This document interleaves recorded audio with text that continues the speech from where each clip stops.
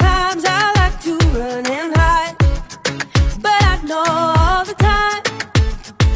all the time, you are with me, always with me, because wherever I go, I know wherever I go, wherever I go, I know God is with me. Wherever I go, I know wherever I go, wherever I go, I know God is with me.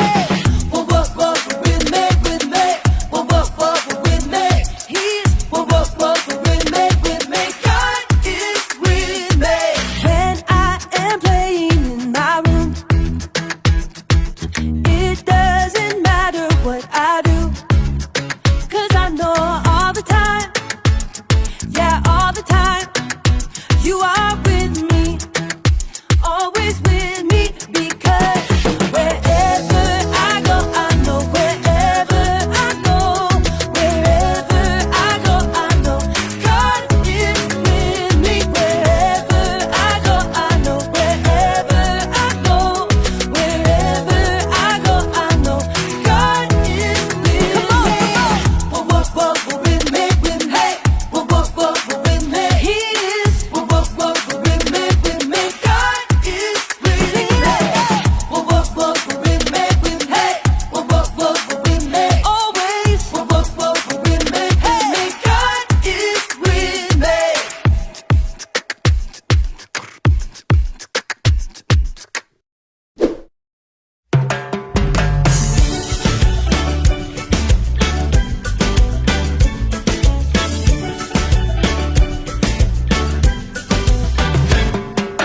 Tis so sweet to trust in Jesus, just to take Him at His word, just to rest upon His promise, just to know thus saith the Lord. Jesus, Jesus, how I trust Him, how I prove Him more and more. Jesus, Jesus, precious Jesus, oh, for grace to trust Him more.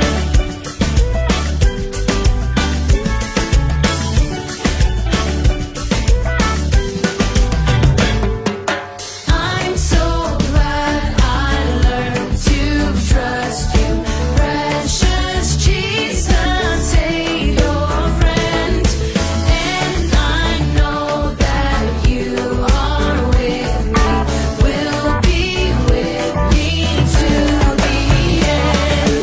Jesus, Jesus, how I trust Him, how I prove Him more and more. Jesus, Jesus, precious Jesus, oh, for grace to trust Him more.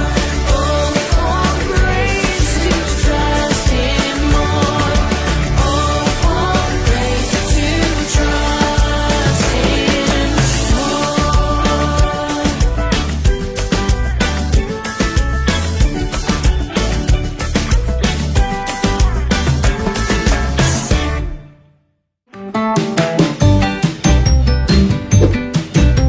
Wah, seminggu lagi kita akan merayakan Paskah nih. Ya, tapi sebelumnya itu tadi gimana tuh press resepnya? Wah, pastinya seru-seru banget.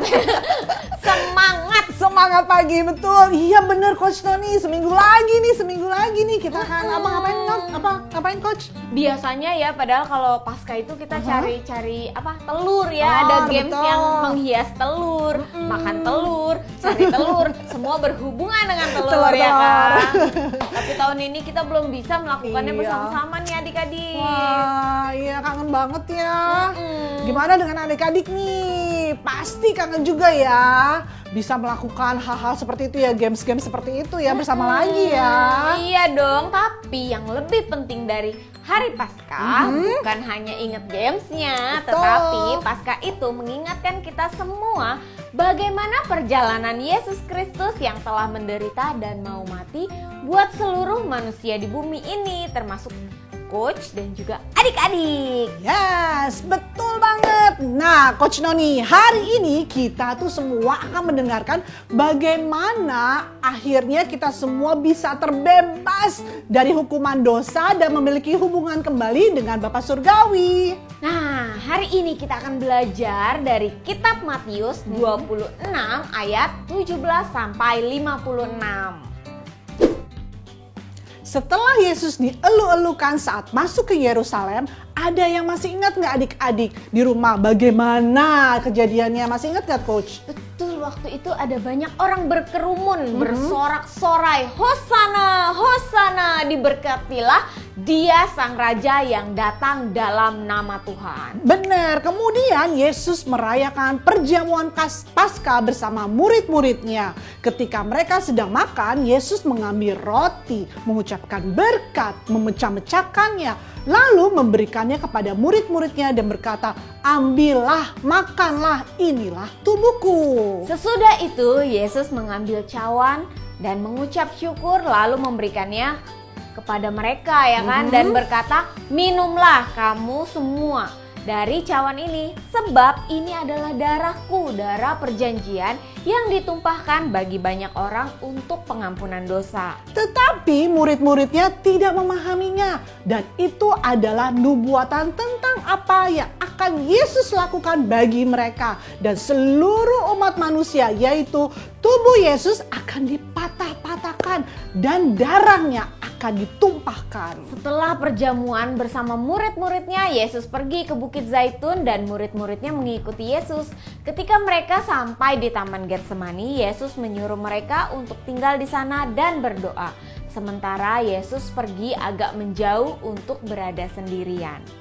Yesus tahu bahwa dia akan segera mati. Yesus juga tahu bahwa ini adalah kematian yang mengerikan. Yesus juga tahu loh, dia akan dicambuk dan disiksa dan menderita, bahkan mengalami kesakitan fisik ya Coach Noni ya, yang hebat. Jadi ketika nanti akan dia digantung di kayu salib, betul, selama berjam-jam, karena Yesus menerima hukuman atas dosa-dosa seluruh manusia, termasuk adik-adik dan Coach. Alkitab mencatat bahwa Yesus merasa sedih, gelisah ya kan, dan Yesus memberitahu murid-muridnya, "Hatiku sangat sedih seperti mau mati rasanya."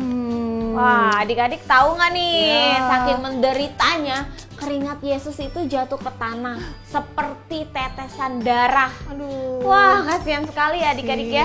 Ya, dan saking menderitanya itu ya, sampai Yesus bertanya kepada Tuhan, apakah mungkin baginya untuk tidak mengambil cawan ini, hukuman ini ya? Iya, sebanyak 2 kali Yesus berlutut dan berdoa, "Ya Bapakku, jikalau mungkin biarlah cawan ini diambil dariku." Tetapi adik-adik, karena begitu besar kasih Yesus kepada seluruh manusia termasuk kita semua, Yesus meneruskan berkata, "Tetapi janganlah seperti yang kukehendaki, melainkan seperti yang engkau kehendaki." Wow, di Taman Getsemani ini nih, Yesus sepenuhnya adalah manusia, namun juga sepenuhnya Allah. Walaupun demikian, Yesus tidak mengikuti kehendaknya sendiri, tetapi mentaati kehendak Bapa Surgawi. Yesus tahu bahwa hanya dengan kematiannya dosa-dosa kita akan dibayar. Jadi Yesus memilih jalan penderitaan dan kematian itu.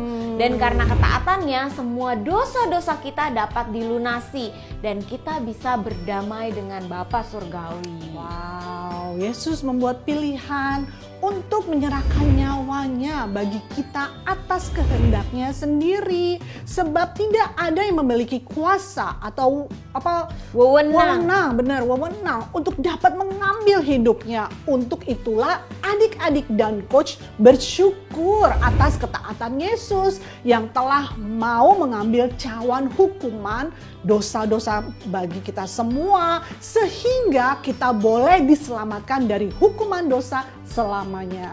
Dan yang membuat keadaan menjadi lebih buruk, salah satu muridnya sendiri, yaitu si Yudas Iskariot, datang ke Taman Getsemani di mana Yesus sedang berdoa.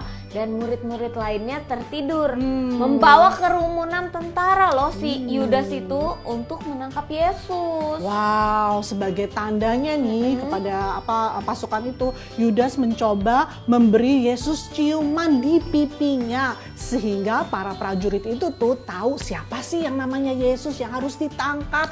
Adik-adik bisa bayangin gak sih muridnya sendiri, bayangin coach, muridnya sendiri menyerahkan Yesus kepada musuh dengan ciuman. Wah, bagaimana ya perasaan Yesus ya adik-adik ya. Coba bayangkan jika hal itu terjadi pada adik-adik, di mana adik-adik tuh dihianati. Biasanya kalau dicium itu kan rasa sayang. Sayang, bener. Kenapa ini dihianatin gitu ya kan coach? Pasti kan lebih sedih, kecewa. Ya kan, ingin balas dendam gitu kan ya coach ya? Betul, jadi kayak ngerasa dihianati gitu ya, benar-benar dihianati.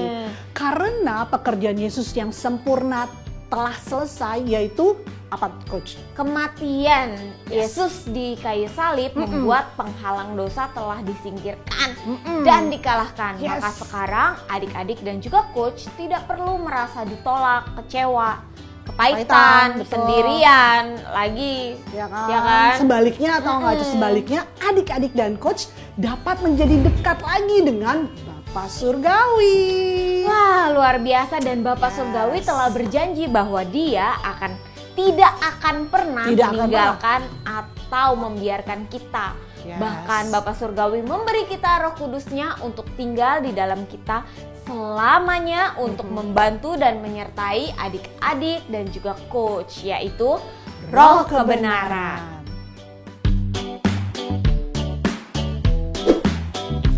Ya adik-adik, kali ini Coach akan menunjukkan bahwa ketaatan Tuhan Yesuslah yang dapat membuat adik-adik dan Coach bisa menjadi anak-anak yang taat, bukan dari usaha dan kekuatan diri sendiri. Sama seperti Tuhan Yesus yang tidak mengikuti kehendaknya sendiri, tetapi menaati kehendak Bapa Surgawi. Lihat apa yang Coach pegang. Dalam jar ini berisi semua firman Tuhan yang perlu adik-adik dan Coach ikuti dan taati. Contohnya apa? Patuh sama orang tua, baca firman Tuhan, mengasihi sesama, bahkan mengasihi musuh kita, mengalah, sabar, rajin belajar, tidak boleh menyontek. Nah, kira-kira apa lagi nih adik-adik, coba pikirin. Ayo. Betul, jangan berkelahi, jangan iri hati, jangan sombong, dan masih banyak lagi ya adik-adik ya. Nah, kita lihat ya adik-adik, apakah adik-adik dan Coach bisa menaati semua perintah-perintah itu dengan kekuatan diri sendiri. Nah, ada corong nih ya, kita tuang ya adik-adik ya. Wah, ternyata nggak bisa ya adik-adik ya. Bocor adik-adik, tuh, nggak bisa adik-adik. Airnya keluar semua tanpa bisa ditampung. Artinya apa adik-adik? Artinya semua perintah-perintah itu dan firman Tuhan itu seperti masuk dari telinga kiri langsung keluar ke telinga kanan. Nah, tidak bisa masuk ke dalam hati adik-adik.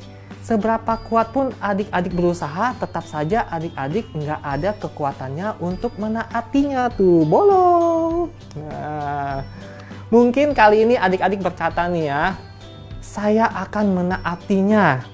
Nah, kita lihat bisa gak nih adik-adik nih. Tuh. Oh, mungkin adik-adik terlihat bisa taat sih, tetapi tidak tahan lama adik-adik. Akhirnya hilang juga.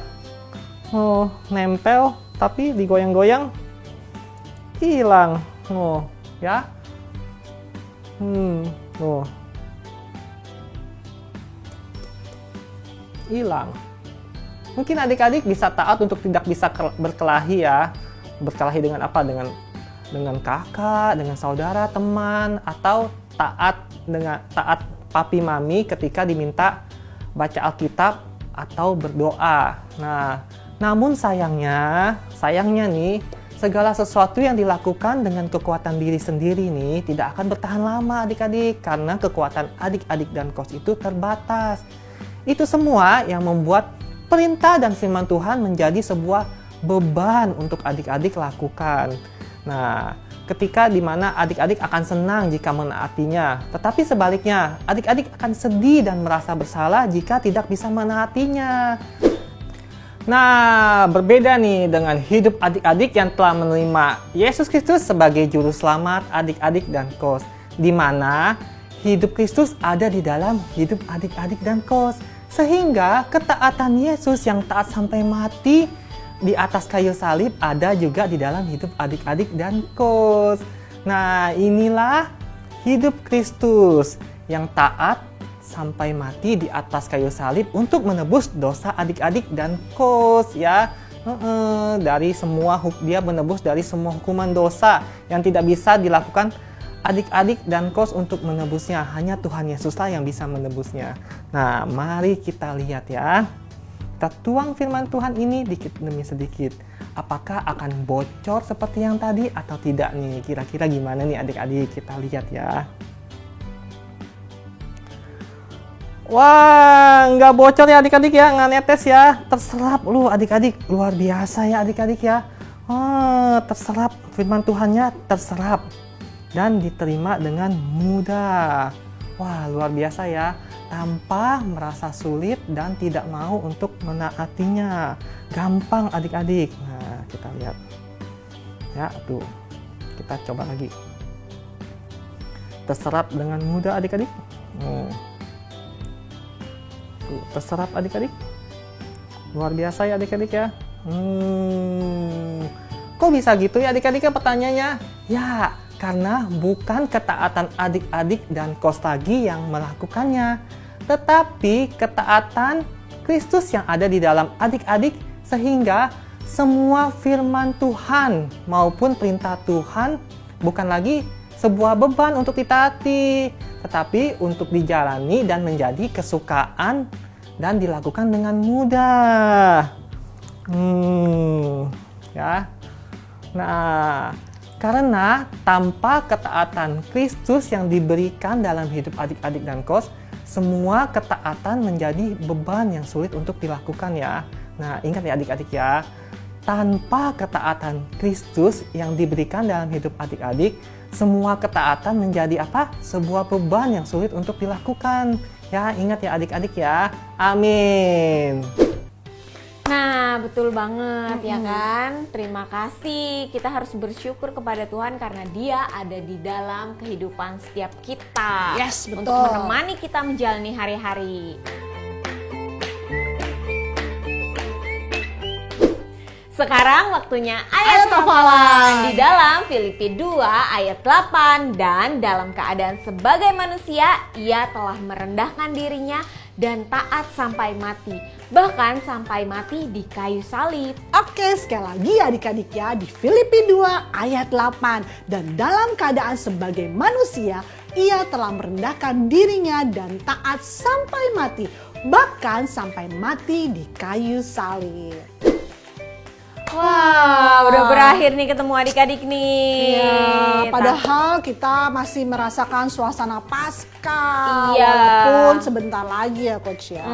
Masih excited ya kan, bersama adik-adik tuh semangatnya selalu ada nih, nggak Pasti habis-habis. dong. Nah, sebelum berakhir, kita doa dulu ya Coach Kita ya. doa dulu.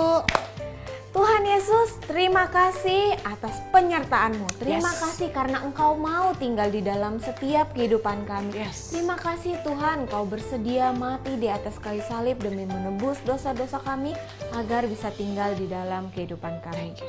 Sebentar kami akan menjalani aktivitas kami mau percaya bahwa Engkau selalu menyertai dan ada bersama-sama dengan kami. Dalam nama Tuhan Yesus kami sudah berdoa dan mengucap syukur. Amin. Sampai jumpa di minggu depan. Bye. God bless. Happy Sunday.